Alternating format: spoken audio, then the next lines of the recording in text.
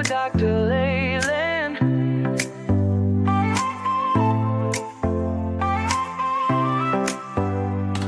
Step into the future, the world is waiting now. Dreams are in the making, we'll show you how. From the books to the screen, from the stage to the stars. Level up your game, let's raise the bar. Innovation, inspiration, it's in our DNA. Breaking through the limits, we're paving the way. Level up, reach the sky, take the lead, don't be shy. Your story's worth it, your light will shine. At Level Up Academy, it's your time. Oh, it's your time. At Level Up Academy, we rise and climb.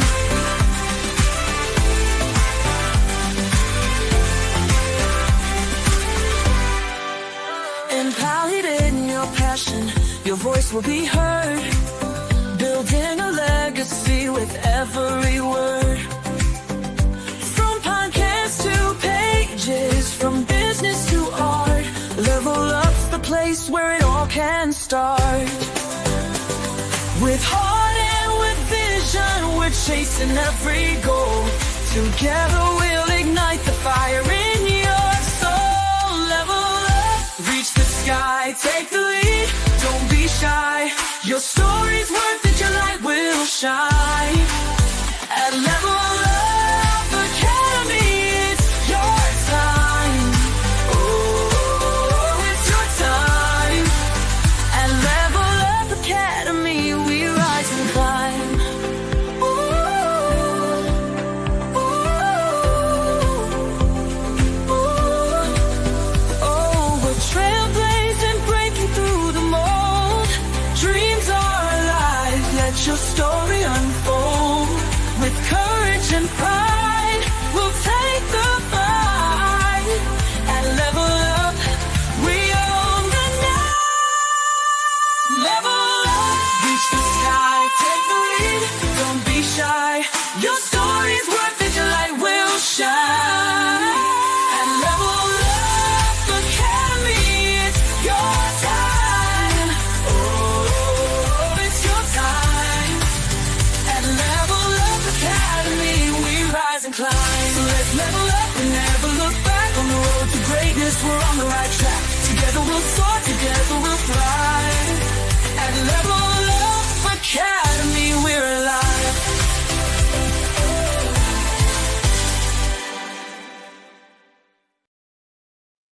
Whoa! Happy Wednesday, everybody. Welcome to Level Up Academy podcast. I know this is going to come out this Friday as well because we have an amazing brother from another mister today.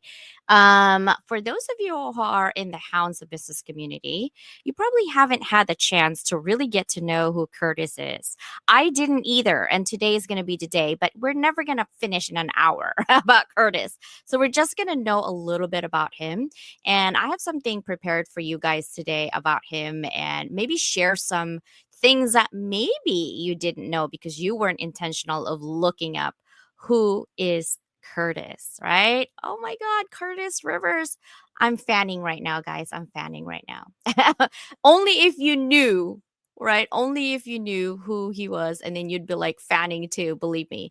And we will be going into that and just kind of to check him out.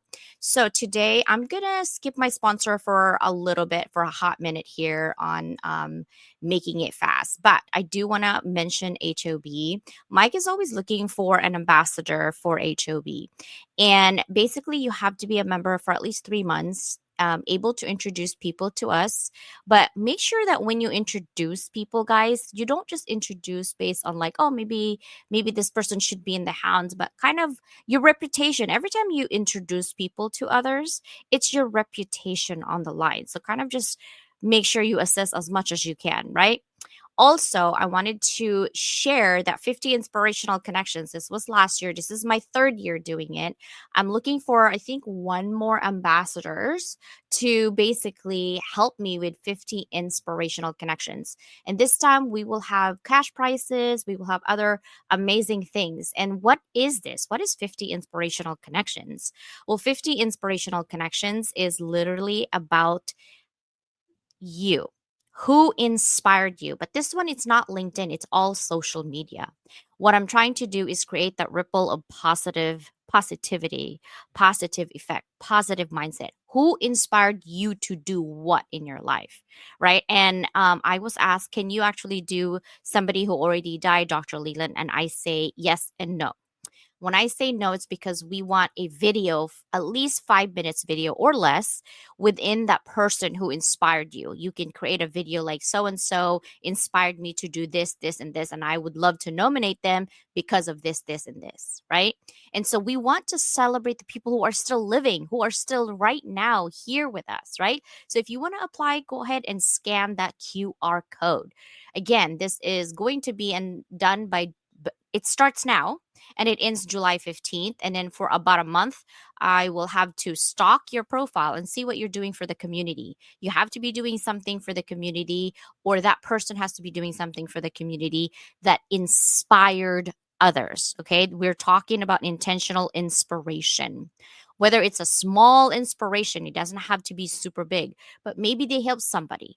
Maybe they did something cool that inspired others. Maybe they started a podcast and that podcast help others regain their what? Power. Whatever that is. That is what we're trying to do with Level Up Academy. And I do this every single year. So today I wanted to dedicate my time for sponsorship with our dear sister Danielle's daughter, Elise. Elise just graduated June 2nd. And as you can see, in June 8th, she is hooked up, right? And you're probably thinking, okay, well, what happened? First of all, let me give you a little history on Kawasaki disease. It was actually discovered in 1967 by Dr. Tumisaku Kawasaki. He is a Japanese pediatrician. He noticed a pattern of symptoms in children that didn't quite fit any known disease. And the roots literally was observed in Japan, where cases actually are still common today and found globally in US, Europe, and other parts of Asia. It's usually for boys with Japanese and Korean descent, and it was under the age of 5. It's quite a rare disease. The official name is actually mucocutaneous lymph node syndrome, or you can just call it Kawasaki, right? Because it's Dr. Kawasaki who actually found it.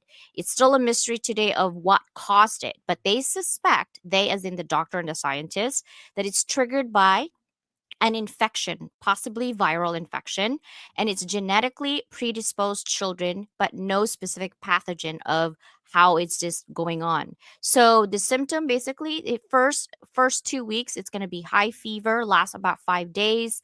You're going to have bloodshot, red bloodshot eyes, bright red cracked lips, and strawberry tongue. You have a little bit of redness and swelling in the hands and feet. You got peeling skin, right, and fingers and toes. There's going to be rashes, right? If you have a baby, it's going to be in the diaper area. Your swollen lymph nodes, especially in the neck. And really the threat of this one is the heart, guys, the heart damage. The most dangerous part isn't the rash or fever, it's the inflammation of the coronary arteries that supply that blood to the heart, right? Because you could have coronary artery aneurysms or myocarditis, right? Heart muscle inflammation, right? Heart valve issues. It's very severe or if it's untreated.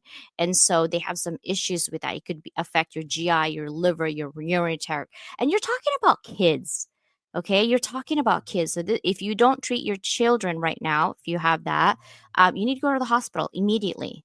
And right now, the treatment is called IVIG. It's intravenous immunoglobulin and aspirin, right? So that they can actually reduce the heart risk. So please take care of your babies, guys. We love you. And Curtis is like the biggest sponsor of all time right now. This is my first time doing GoFundMe. I've never done it. And I just felt the need and moved by the story that my sister is going through right now in her life. So thank you guys so much for doing that. Now, social media. You know, I'm on social media pretty much every day. But Curtis told me, "Do you sleep?" I'm like, yeah, sure. What do you mean? That's optional, isn't it? No, it's not. It's not good for you not to sleep, but I do take naps in between my lecture as well. Influencing You is a social media platform where all influencers are giving their best to those who wants to do something for themselves and their business. Another thing in their sister company is Bella Grace. I'm actually waiting for that Alexa right there. That's my Alexa of youth, because at the age of 40 and above, you will lose your collagen. Actually, starts at age 20 plus, but 40 and above, you lose your collagen. And that's good for your joint support. And I want to look pretty from the inside and out, not just outside, right? So that's why I use their products. And I think that's pretty much it. And then, of course, my dear sister Susanna, she is definitely in here. She has classes that's going to be coming up soon. She also going to be putting this out. Grateful, a heart wide open. Our anthology is going to be coming out at the end of this month in June. We just kind of got busy, right? And then of course the magazine, that's Circle Level Up magazine, is going to come out this month as well, at the end of the month. All right. So I will see you guys in all of those things. Are you guys ready for Curtis? I hope you are, because I know I am. But before I put him up, I don't even think Curtis knows that I've been like really stalking him at this point. Curtis is probably thinking, I don't know if I like that, CJ.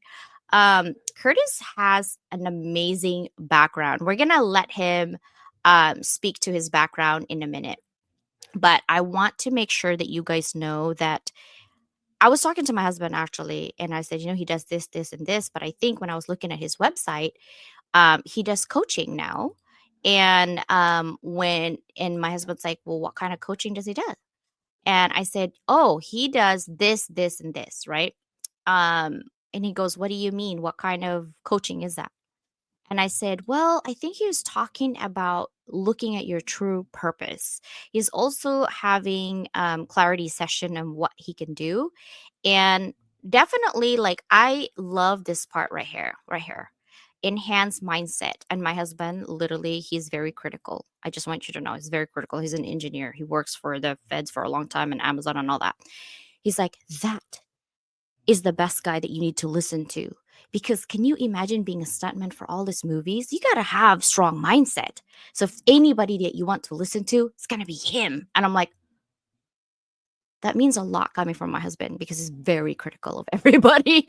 And he knows a lot of Hollywood people. We do have Hollywood people. And we're like, wow, okay, coach me, Curtis. That's what we're going to do. So we're going to talk about Curtis today, guys, and the amazing things that he does. Are you guys ready? Good morning. Good morning. Good morning. How are you? I am blessed. How are you? Really, really good. Thanks for having me today. Yes, yes. I love having you here, because I was literally fanning and like looking at all the movies, and we're like, oh, he's in Wolfman? What do you mean? And then I saw your picture on the set of Harry Potter, and my daughter like lit up. We're like, oh, he was? I'm like, yeah, double decker bus. Like, we were talking about that. But first things first, Curtis. Okay, first of all, this is always my first question on my guest here. Think back 20 years ago, or maybe even longer, and find within your timeline some of the significant changes in your life that got you here where you are today. Brilliant. Great question. 20 years ago, I'm 55 now, so I'd been 35. Mid-30s was the beginning of me starting to see cracks appear in my career and my private life, because I actually wanted to be a stuntman since I was a little boy, literally writing away to TV stations when I was 10 and 11 years old. And I've got a response from the British Actors Equity Association framed in my office for when I was 11, and they sent me the list of skills, right? So as an 11-year-old boy, I started acting and got into all of that. So that's the beginning of that journey to be a stuntman. Took another over 10 years after that. So by my mid-30s, that's when this sort of mask I was wearing, being a macho man, tough guy, all these different skills, martial arts and things I'd learned, was just masking the real me, which was quite a shy, kind of nerdy type of person, really. Behind closed doors, I like to read, I like to meditate, and all this kind of thing. And those two paths, really, between the tough guy, hard case stuntman, and the real spiritual me, in the closet, started to diverge, away from each other. That was the beginning, I'd say, sort of mid-30s, starting to awaken more to spiritual things.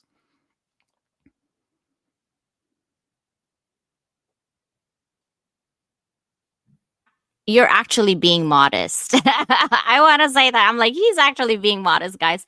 Okay, so Danielle is here, says, hello, Curtis, from the bottom of our hearts. Our family is really thankful and grateful for your generosity. Yes, we are. Definitely, right? Because it's much needed. Thank you so much. Okay, guys, here's another thing that I'm going to, let's see if I can present this a little bit and kind of get to know who Curtis really is, because he's being very modest right now. That's, do you guys see this? Yes, you are seeing it, right? Okay, so this is the IMDb. Okay, I always look at this. And hello, look at all this movie. And this is like amazing. I'm always wanting to do this one. Hold on, which one was this one? You look like my husband in here, actually. That's funny. The nose, I think, has very English nose. My husband does, so even though he's part Italian. Where is this? Is this a movie set? That's the set of Harry Potter. Yeah, I played a Death Eater in Harry Potter and the Order of the Phoenix, so I was already a fan of the films at this stage, and I think it's the third film where I came in, so I was able to walk around the film sets wide-eyed, but way before there was a studio tour, and have a look at all the sets, and so that was just took on in my lunch hour, looking around the Harry Potter's street. Yeah, and I was like, wait a minute, why does this look so familiar? Where he just jump on the car like from the window. I was like, huh. And this was amazing, the double decker. I was like, oh my gosh, that is so amazing. I remember that scene too. This one was funny to me. Hold on, this one, the Wolfman. I love, like, anything horror movies is something that I truly enjoy. Like, I don't know what's wrong with me, but I like everything scary, right? And look at this, guys. Stunt. Did you see that? 229 stunts. Second unit and assistant director 11. Actor 9 times. Self. I mean, it's just crazy how many movies you have done. Now, when you said you growing up at age 11 and you wanted to be a stuntman, why? Was there somebody like pushing you to do it, or is it something like you've seen on TV you want to do? Like, how did that started? It's a bit of both, really. I was, as I say, like a shy, retiring kid, and strangely, and unexpected for somebody who had become a stuntman. I had 2 left feet, and I wasn't very sporty, because you're meant to be really sporty as a stuntman. Black belt in multiple martial arts, fencing, horse riding, high diving. There's a big long list of skills you need.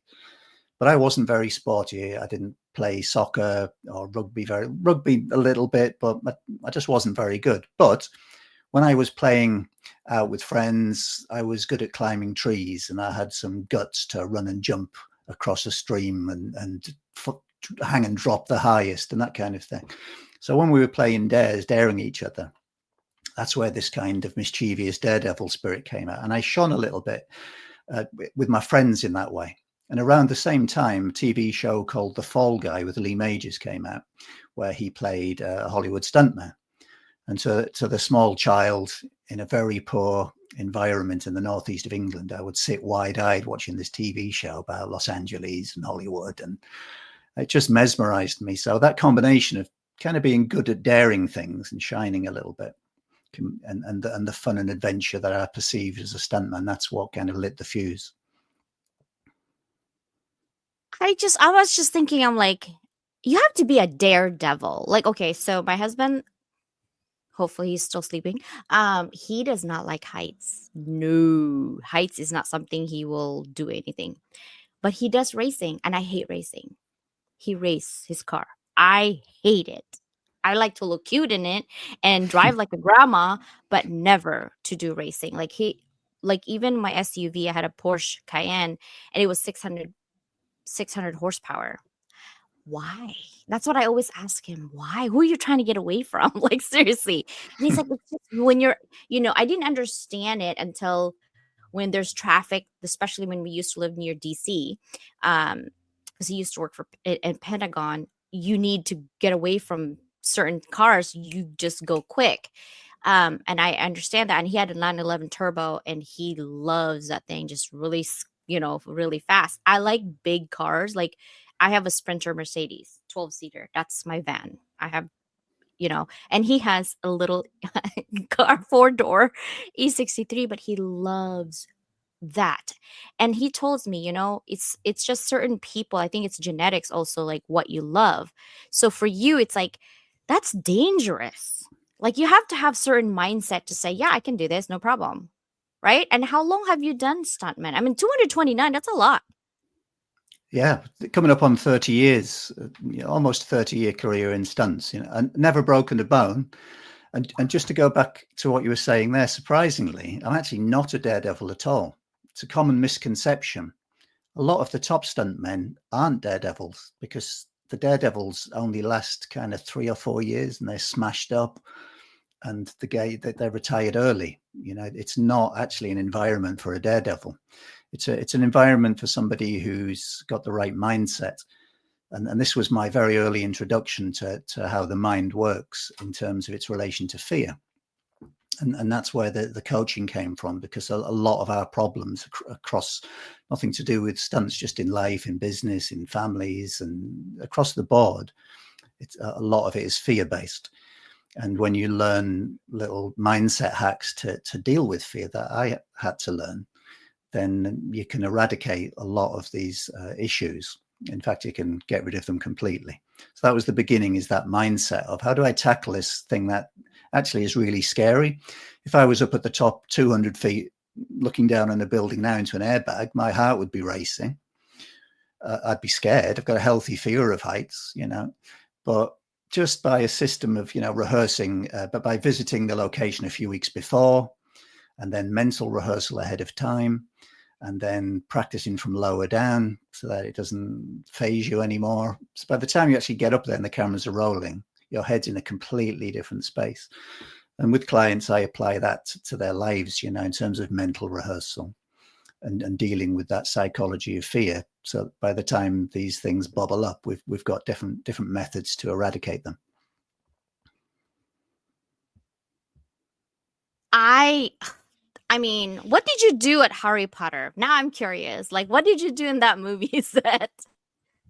Well, I was a Death Eater, so there was all sorts of establishing shots and everything. It was a scene towards the end of the movie where Harry Potter is getting attacked by Death Eaters, and he waves his wand, and Hermione turns and fires her wand. So because we've got different masks on, we keep swapping masks. And it was a lot of wire work. They clip a wire on your back, and you've got what's called a jerk vest on under your costume. They have a big weight at the other end. 3, 2, 1, they drop a weight and it rips you off your feet. So there was a combination of being dragged backwards as if I'd been hit by a magic spell, and also put into a quite complicated flying rig. So as I got hit, I span out of the frame, and they just keep adding this in. So it's various Death Eaters attacking and being thrown. But it was me and a couple of guys playing all of the Death Eaters in that scene. It's just so amazing. I was like, oh my gosh, right? Guys, okay, I promise. I told you I'm fanning right now. Like I was looking at it, I was like, oh my, I know a lot of Hollywood people because we go through, one of these days you should come to America and come to either comic conventions, which I've been going for the last 20 something years, or there is like a Halloween, it's called Monster Palooza. I met oh my gosh, why am I like blanking out? I met Ozzy Osbourne's family actually last year, October. And they're amazing. The kids are nice, super nice. And my family met them. And so, because my husband collects like signatures and put it in PSA DNA for all the collectors. Here, they have a lot of collectors all over. So he has an eBay store to sell those things.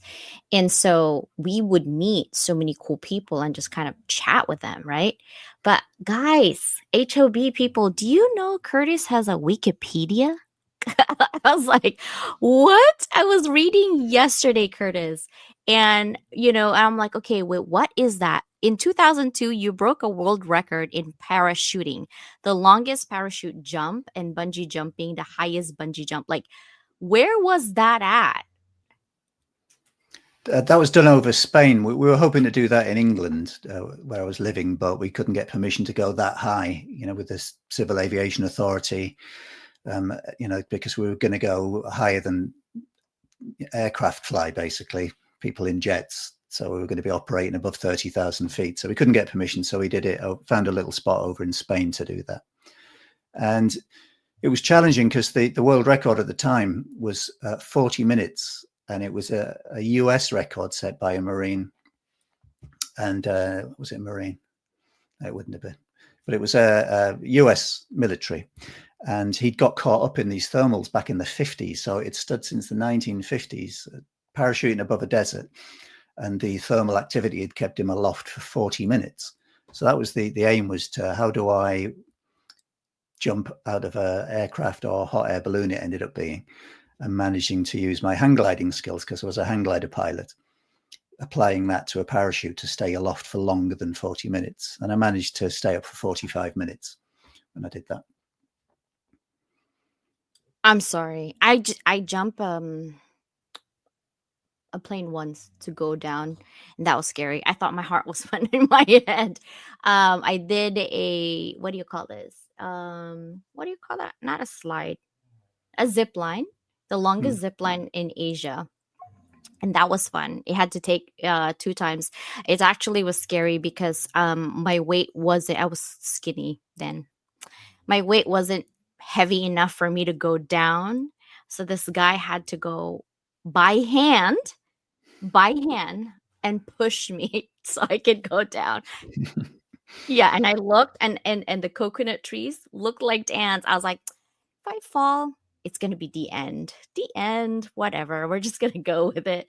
And the first thing I asked, because it was in the Philippines, is this made in China? Or, and she goes, no, it's Italian. I'm like, okay, we're good. We can go this one, because I don't want this thing flipping, But it was really fun. I love that. Now that you have all of that, this is why I wanted to talk about that, because you are the best coach when it comes to mindset. That takes a lot of guts and really introspect on what you want to do and how you're doing it. Can you walk me through your coaching process right now that you're offering people to talk to you and say, hey, how can I help?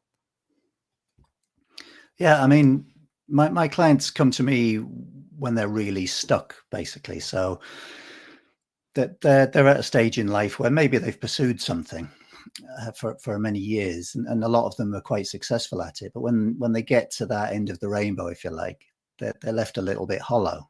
As I was at the end of a long stunt career, there was definitely something missing, because I wasn't that person anymore. And it didn't resonate with me what I was doing on a film set. It just wasn't me anymore.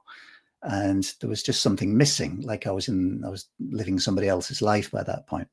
So, that whole thing that you hear frequently of making the millions that you desire, having the big house and the fancy car and all of that thing, and being totally lonely and miserable, that was me. And so I go through these signature steps with clients as I did. And we literally go, and it's holistic. So we go on a really deep level, because I started with mindset many years ago, as we've talked about, and I kind of mastered that and started to get into psychology. And I don't do things by half. So when I got into something like, and I learned about mindset and subconscious programming, I studied NLP, and then I did my diploma in that. Then I became an actual practitioner, did all the hours and got the certified to run that. Even though at the time I wasn't running a practice, I was still a stuntman. But anything that interested me, like Reiki or, anything holistic, I would really study that. And so I would apply that in my daily life as a stuntman, and attracting things, law of attraction, the spiritual side started to become of interest. And more kind of an energy practice. I do meditation. And in more recent years, I've brought the heart in. And that was kind of like a missing part of the puzzle, because it's not just what you think, it's how you feel. And that's really important, to form a thought in your mind, and how that resonates, and how you feel that, to then take aligned action. So I hold clients' hands at the moment for 8 weeks. We spend 8 weeks together. And there's a lot of online learning involved, and a lot of one-on-one coaching. and a lot of healing. We jump on it. It's bespoke. Every client is different, and we do different healing modalities to remove limiting beliefs forever, for good, get rid of anything that's harmful in there, and get really, really clear on their true purpose, so that they can realign and we can reignite that journey moving forward. I love that. I'm gonna actually send you guys the link on here as well on YouTube and also on LinkedIn, Facebook, and I will send it on the RSS as well. Now, Curtis, my next question. You've jumped off buildings, stared death in the face. What fear in your personal life was harder to face than any stunt? Oh gosh, there's so many. The usual, that fear of failure, fear of not being good enough, all those inadequacies that I'd say us men, it's women as well, but there's a certain, and this is something I've got into more and more, particularly some men have that toxic masculinity, and they hide behind that and they overcompensate in that way. And a lot of women, kind of that sacred feminine energy, have that wounded female vibe about them as well. And these are all just baggage that we take on and masks we hide behind. And that's part of the coaching I do, is to remove that.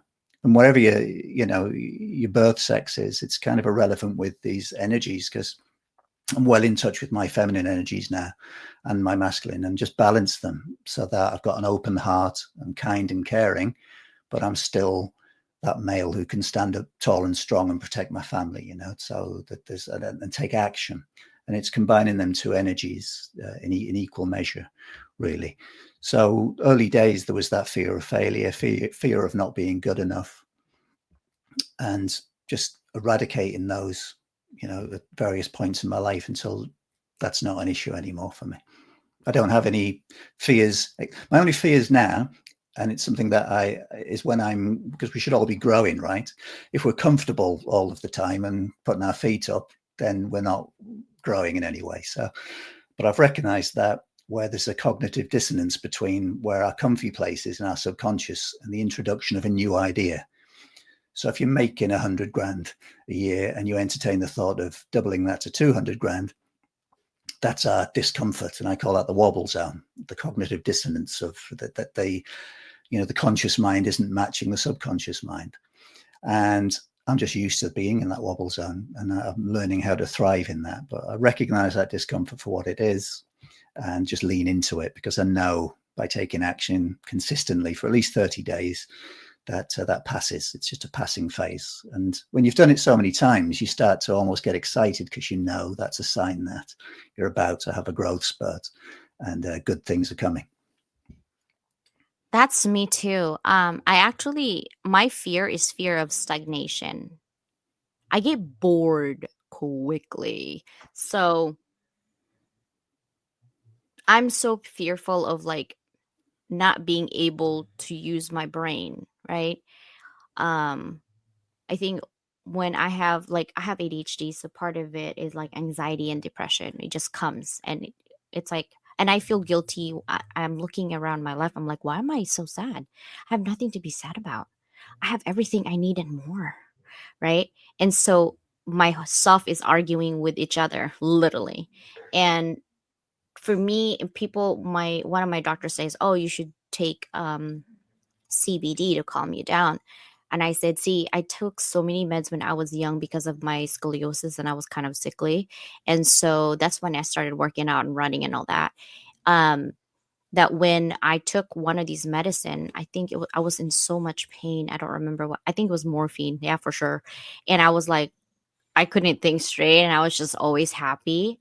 At that moment, it was enjoyable, but then I reflect on it. I'm like, see, I can't function like that. Like, that is my fear. If I'm not able to use my brain, that's my biggest fear. I'm like, then now what? Right. And so it is kind of hard to think about, like, are you fearful about? Like, it's always, I used to be having fearful of judgment. I don't anymore, because there's something that switched in me. I think when I hit 40, I didn't really care anymore. I'm like, okay, what are you gonna do? Like, nothing. It's not gonna hurt you, CJ. Like, you know what I mean? I had to talk to myself about that. But another thing that I wanted to ask you today, since we got you here, um, when did you realize the adrenaline of Hollywood wasn't enough and that you were being called to guide others from the inside out? Excellent question. It happened, let me think, I'd say just approaching 40 years of age. I was starting to do motivational speaking, being invited to different places to do a talk. And I was invited by my old form tutor to my old school. So that was really good. A guy who was my tutor many, many years before tracked me down. He'd heard about the world records. And he asked me to come and do a talk at the school because they were going to pull the old school down and turn it into a modern academy, rebuild it. And just for one last time before they pulled the old school down, would I come along and do a talk? And I agreed to do it, and we had a little chat about what would help. So I pretended to be a local businessman. I had these fake glasses on with just glass in there, there weren't real lenses, and I was being all a bit Clark Kent, all nerdy. And I said to the kids, I've been invited to do a talk about what I wanted to do when I was your age, and I've been asked to share my diary. And they're all starting to roll their eyes. These students are about kind of 14, 15. And it was actually speaking from the heart because I was genuinely in that school and I genuinely wanted to be a stuntman. There were three things I wanted to do at their age. I wanted to be a stuntman. I wanted to be in a James Bond movie. And I wanted to jump from high altitude from a hot air balloon because I'd seen it in a TV documentary. So I share these thoughts with them and the kids start to laugh and thinking, who's this nerd? Who is this guy? And I said, no, I used to go in your school, and I show them a slide of me in the school uniform and they're laughing. And I say, yeah, don't worry, it's fine. I'm used to it. Everyone laughed then. Even my own parents laughed at me. You'll never do that. But I wasn't wired like that and they didn't listen. Anyway, let me just run VT. And then the lights get dimmed in the school hall and I run the video and they see me as a stuntman in the movies, swashbuckling, riding a horse, being set on fire. They see me in a James Bond movie, having a fight with James Bond himself on the silver screen. And then they see me break 2 Guinness World Records from high altitude ballooning. And then the lights come back up and everyone's just staring, mouth agape. And what I didn't expect was I felt really emotional giving that talk. I went on to give an inspirational talk that, I grew up in the same poor area. It's very industrial, high unemployment part of the country. I grew up the same and, didn't have any money or anything like that, but I've gone on to do this and this with the right mindset and the right attitude. And it was just lovely feeling driving back, and there was a lot of compliments and people lined up for the autograph, the kids at the end, And I thought, I must do more of that. It just felt really right. It really resonated that I'm doing some good. And if just one person in that school hall went on to use that knowledge, then how great is that, right? And a few days later, I was doing a movie back on the film set, and I had to cover this rape scene, and it was awful, and it was a closed set, and I spent the whole afternoon going through this horrible rape scene in this trailer. It was a historic sex case based on a true story, and it was the polar opposite. And when I drove home from that, I just felt low, and I thought, what am I doing? This is so not me. My contribution that day had been to add something very low vibrational. It's very murky. And some people go, yeah, it's only entertainment, get over yourself, And I'm going, yeah, I know. But last week I gave a talk and it felt wonderful. And I've left some good in the world. And today I've just done something a bit murkier and it was difficult and it wasn't me, And that was the beginning really of that. I can't keep doing this. And the realization that, weirdly, at work as a stuntman, you're actually emulating a lot of death and destruction, violent fight scenes I have to put together. And I go for realism, so I have to draw from past experience from a very rough upbringing and dig deep to reconstruct that violence, things I'd rather forget, and share that in TV and film, So it's death, it's destruction, car crashes, flying out the windscreens, being set on fire, all it's like quite dark compared to the real me who was at home lighting incense and candles and meditating, they're a completely different person, which fitted more with writing, teaching, coaching, and giving talks. So that's why I started heading in that direction. Wow, I love that. You're right. I'm a visual person, so I was trying to visualize that. That's really a switch of a job and a career, right? Like it looks like it's a career being a stuntman because you love it and you're passionate about it, but there's come a chance or something. I think I don't know if you're familiar with Maslow's hierarchy of needs. That self actualization kicks in, and everything else that you did to get there is not enough anymore. It doesn't satisfy your soul. And so you find a way to be peaceful and really find happiness and true joy of what you want to do. And I think I truly believe that every single person on this earth want to help other people, but some just can't find that light yet.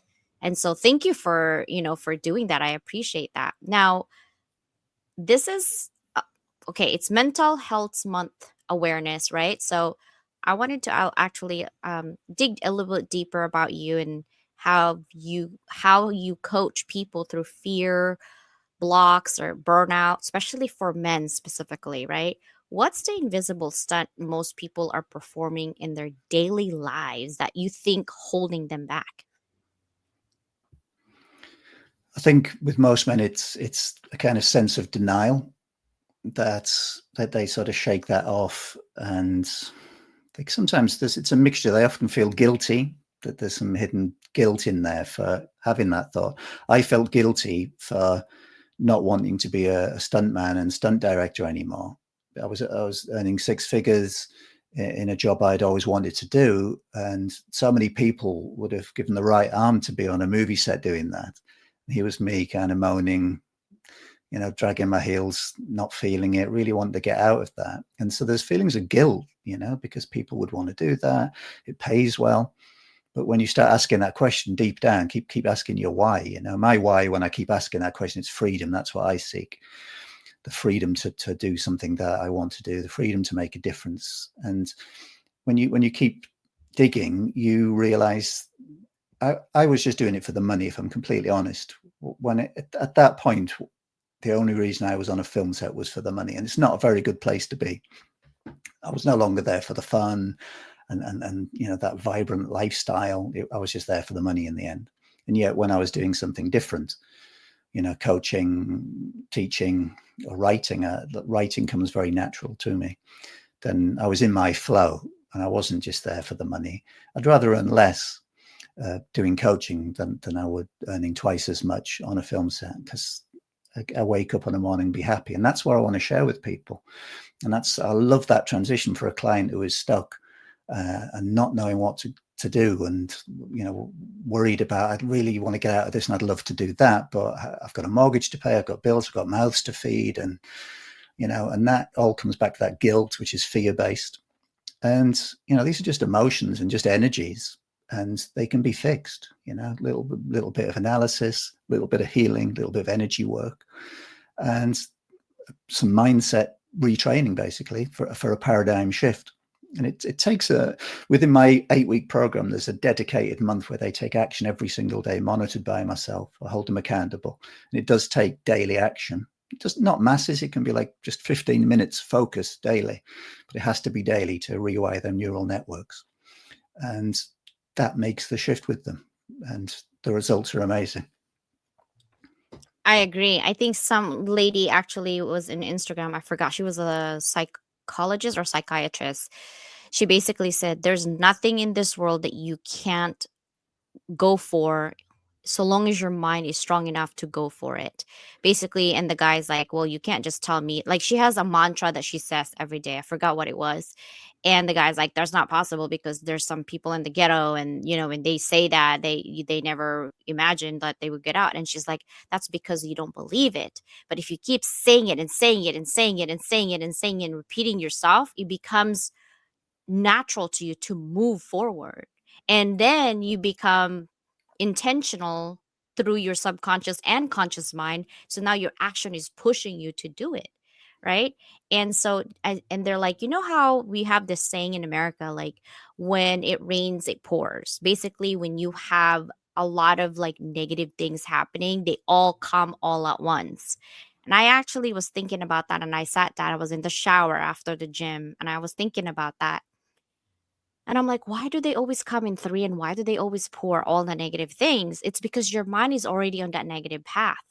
So you're attracting that negative energy, you're attracting that negativity. In fact, you're waiting for the next one to happen because you already put it in your mind. When it rains, it pours. So it's going to come.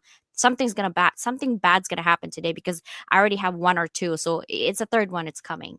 Right? You're Yeah. asking for it at that point. So it's kind of interesting, psychology is. And I'm glad that you said NLP. I've been working on NLP certification. It's a long, long journey right now for me. I already had my CBT. I'm a coach practitioner on cognitive behavior therapy, but I'm working on NLP right now, and I'm a third done. I'm not even halfway. Now, Curtis, my next question is, so many men equate silence with strength, right? What would you say to a man right now who feels like asking for help is admitting defeat? Oh gosh, it's so not. I was having a discussion with someone this morning on this very subject, and it goes back to that alpha male thing, doesn't it? That speaking out, asking for help is a perceived weakness, and with age and wisdom, you realize it's actually a real strength. I admire people who can stand up and ask for help, regardless, male, female, it doesn't matter. It isn't a sign of weakness. It's a sign of wisdom and strength. And they should absolutely speak out. Even just the act of sharing, just being heard, that's powerful before we even get going with, any healing. But just to be really heard, to start expressing that and let that flow is very medicinal. I like that. I think a lot of men equate asking for help as not man enough, right? You're not strong enough. You're weak because you ask for help. You can do this on your own. I think it's society because we've been brought up, like at least here, right? Like you can't be weak, you can't ask for help and you can't cry either, because that's a sign of weakness, and it's so toxic. Like that's natural to cry, right? It's so Yeah. crazy. Yeah, Um, that's definitely how I was brought up. That was my upbringing, was man up. We don't show our feelings. You certainly don't cry. You didn't grow up with my father saying, I love you, anything like that. Polar opposite to my son, who I kissed on the forehead frequently until he was old enough to say, Dad, stop, and give him a big hug, tell him I love him every day. To all my kids that. It's just silly. It's toxic masculinity. There's no place for it, really. And it doesn't even serve us. There's a place I can look after myself still at my age. I have that background, but I also got that wisdom to walk away.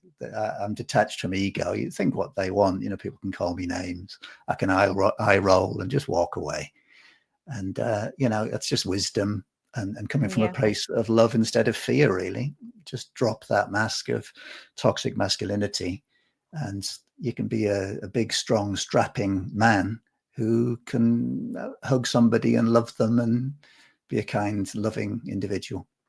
I love that. I'm just like learning so much. Now, if someone's listening today is standing on the mental edge of the building, okay, afraid to leap into their purpose, what would you say to them? Ooh, it would depend on exactly where they were at, if they were going to blindly leap or whether they were going to take a step back. I'd give them active encouragement, to use that metaphor, and just bring them back off of that edge, have a little look over, check everything was in place to receive them, and it was going to be a soft landing. And then I just give them the encouragement and the mental capacity to step on that edge, look back and wink at me and step off into the void. Got to make a move, got to take them baby steps. And it all starts with just one step, So you got to take action, but it's got to be aligned action. And that's where I get into. We look at mindset, heart set, and then aligned action. But you've got to make that move. You do. Moving something better than nothing, right? That's what I always say. Like just move. If you move and it's not the right feeling or not the right direction, at least you can pivot and change. But you can't change anything if you're not moving. That's like my students, they complain about their grade. I'm like, okay, first of all, I can't grade a zero because it's literally a blank page. But if you give me something, then you get something, and then that's something you can change, and then you want to get your good grades. But I can't edit a blank page. I'm sorry, it just doesn't work like that, right? Unless you want me to write your paper for you, and that's a different story. But you know what I mean? Like we can only hold people's hand so much, but they themselves have to do it. And people says, "Oh, it didn't work." It's because you weren't committed 100% of the change that you wanted to do, right? You were Yeah. looking for something that won't work because in the past it didn't work. Therefore, this shouldn't work. But technically, you're self sabotaging already because if you're already saying you haven't even started the work, by the way, and you're like, it's not going to work. It's not going to work because you said it's not going to work. Hello? You know, that is a problem. I think most people that I've seen when I do mentor my students. And I'm like, well, you already committed. What's the point of even having this conversation? Because you already committed to not working. Like, honestly, right? So you have to commit to working. Now, Curtis, this is your website. I'm going to share this to everybody. Um, Walk us through how to get a hold of you in this website, and what does the clarity call sessions all about? Is that an hour, 30 minutes, 15 minutes? So the website is there's a short video on there. And it's my backstory from the heart, explaining what I've been through, which was my own mental health challenges, quite serious, suicidal thoughts and a suicide attempt, to be honest, and followed by divorce, followed by bankruptcy. So if anyone's thinking it's okay for him, with his millions, stuntman Hollywood and that, after that, after all of that, I lost everything. And, poor mental health. I was hospitalized in intensive care for 3 days after a suicide attempt. Not proud of it, but I'm open about it because if it helps just one person not to go down that path, it's worth just being open and honest. So I've been there, I've been at rock bottom, lost everything I owned, and got divorced. Jump forward to the present, I've made over a million since. I'm happily married, met my soulmate 6 years ago, and I'm in a really, really good place because I've applied all of this stuff that I've learned before. I already had that mindset figured out when I broke world records and numerous other things. And the missing piece of the puzzle, I found out when I was away on a pilgrimage to India. I did a year of recovery after the divorce, moved into a little place, spent a year on my own, single, just healing and repairing. And towards the end of that, I went to India for a while, a little ashram there because I'm into meditation. And the final piece of the puzzle fell into place, really. So on that website, curtisrivers.com, if they watch that video and they think, I totally get that, confused, stuck, want to do something different, but don't quite know what that is, no sense of purpose, they've lost their way. If that's that person and that all resonates, then they just click on a clarity call button. It's 45 minutes and it's just like a free session, really. It's a chat, see what I can do to help. As I say, sometimes sharing is like a big part, having someone like me there to listen, offer some help and advice. And towards the end of that call, see if they're a good fit to carry on that conversation and spend some time with me in that 8-week program. Thank you for sharing that. I'm just sharing all the links that I have for Curtis, guys, in case you guys want to check out Curtis. That's one thing I love about HOV. We get to know each other more, and other HOV can get to know you. So, okay, this link that I put on the chat on here on YouTube, guys, go ahead and be a fan club, okay, for IMDb. I'm just saying, okay. And then Wikipedia, there's more written about Curtis in there as well. You can go ahead and check it out yourself. Program sounds amazing, right, Lewis? Seriously, it is. And I love this. And he actually laid it out pretty much on what you will learn in there. And I'm sure all the other ones that you're going to learn in between whatever's not even listed here, having clarity, increase authenticity, greater emotional well-being, sense of freedom, financial empowerment, stronger relationships, enhanced mindset. That is really amazing. Greater confidence and legacy and impact. And that's why we align, because everything that I do for my platform is legacy and impact. Because at the end of the day, that's really what we can give to others, right? So thank you so much for being here, Curtis. Do you have any last minute thing that you would like to um, say or anything like that? I have one last question before you say anything. Go ahead. And then I will give you a last question. No, just thanks for having me. If I've got a book out as well called The Fearless Path, that's just on Amazon and in bookshops, talking about this mindset and how to get from where you are if you're stuck and confused and lost to where you want to be, from fear to freedom. And that's called The Fearless Path. Oh, I love that. I actually have the ISBN on that one too, guys. Let me go put that ISBN in here so you guys can actually have that as well on the chat. And it is also on Amazon. I'll send you guys the link as well. Now, Curtis, before I let you go, this is always my last question for anybody that comes at Level Up, okay? If this is your last day today on this earth, what would be your parting message to your current and future families in terms of living life, legacy, and impact? It would be to get out of your head and get into your heart and live with an open and honest heart, to walk tall as your authentic self. I love that. Easy said than done. That's for sure. Easy said than done, but pay attention, guys. Thank you guys so much for being here. I will see you tomorrow. And here's the 50 inspirational song. I'm going to have like 2 songs for you guys today. Yo, it's not just a scroll, it's a movement. Let's get it. Yeah. Tap in, level up, it's the real lane. Dr. Leyland dropping fire, not playing games. 50 deep with the mission in the voice. Ain't just talk, we the power, we the choice. We spotlight rebels, dreamers, queens, bosses, builders, legacy machines. You want truth, you want real. This the type of vibe that you feel and heal. From the mic to the gram, LinkedIn too. 50 connections, yeah, that's the crew. Wanna grow, wanna shine, wanna be seen. This the dopest network on the scene. So don't just lurk, engage, ignite. Click that follow, change your life, this ain't hype. This the tribe on a mission, level up style, legacy edition. Legacy edition. Legacy edition. Legacy edition. Legacy edition.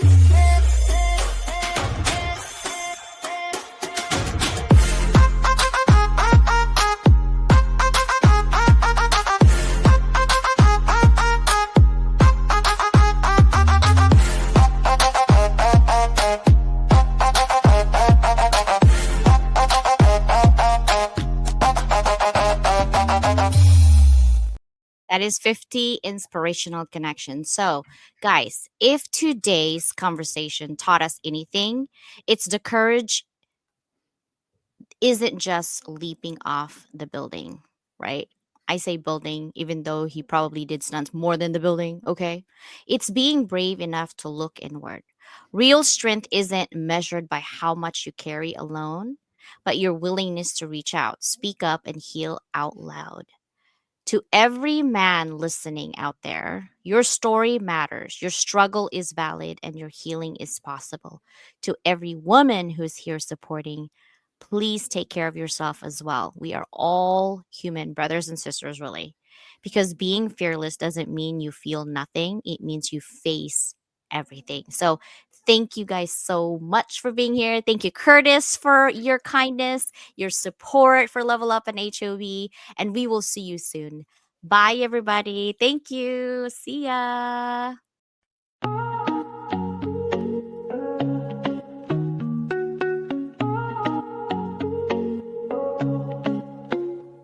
started in the silence, behind closed doors. Dreams too loud to keep tucked in the floorboards. Late nights, broke days, no applause in sight. Just coffee, hustling that fire to fight. They said, play small, but I'm built to expand. No silver spoon, just grit in my hand. I will every note, like armor and steel. Visibility's a battle, but I'm real and I heal. From invisible threads to the front of the stage, I'm rewriting the script, turning scars into page. Level up, rise above the fear. Let them hear your voice, make your purpose clear. Every step, every stumble, every tear in the rough. You were made for this moment, you are enough. Level up, break through the doubt. Turn the whispers of your past into a victory shout. You ain't just chasing clout, you're building a legacy. Now the world's gonna see what they couldn't believe. What they couldn't believe. See the back end, just a headline glow. But success is built slow, where the struggle don't show. Algorithms change, but your mission's divine. You're the brand, you're the vision, you're the power behind. You gave free just to prove you have value inside. Now it's invoices paid and your name amplified. You're not just in business, you're changing the game. And your visibility, that's more than a name. No more shrinking, this is expansion. No more asking, this is commanding. You've been the spark, now you're the flame. Entrepreneur by fire, fueled by name. Level up, rise above the fear. Let them hear your voice, make your purpose clear. Every step, every stumble, every tear in the rough. You were made for this moment, you are enough. Level up, break through the doubt. Turn the whispers of your past into a victory shout. You ain't just chasing clout, you're building a legacy. Now the world's gonna see what they couldn't believe.